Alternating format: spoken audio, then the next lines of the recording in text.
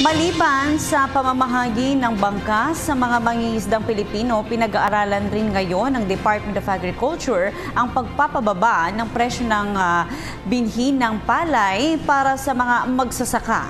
Ito ay upang mas lumaki ang kita ng ating mga kababayan at para na rin sa target ng bansa na maging rice self-sufficient. May report na aming kasama si Eunice Samonte. Nanindigan si Department of Agriculture Secretary Manny Piñol sa tungkulin ng gobyerno na tulungan ang ating mga kababayan na magkaroon ng sariling hanap buhay gamit ang mga likas na yaman. Sa katunayan, namahagi na ang Department of Agriculture na mahigit 100 bangka sa mga mangingisda ng Masinloc, Zambales na direktang apektado sa tensyon ng kontrobersyal na West Philippine Sea.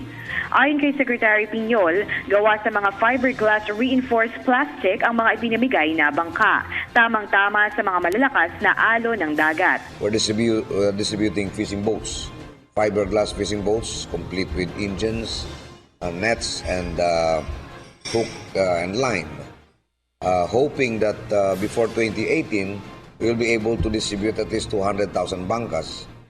Nakatakda na rin ang pamamahagi ng 300 bangka sa Davao City sa darating na Miyerkules. Samantala, nabanggit ni Secretary Piñol ang target ng Department of Agriculture na maibalik ang pagiging rice self-sufficient ng bansang Pilipinas sa loob ng 3 taon. We're targeting rice self-sufficiency within the next 3 years. So meron tayong ginawang 3-year program, ang tawag natin na RIPE, Rice Productivity Enhancement Program. And it would require about 64 billion over the next 3 years.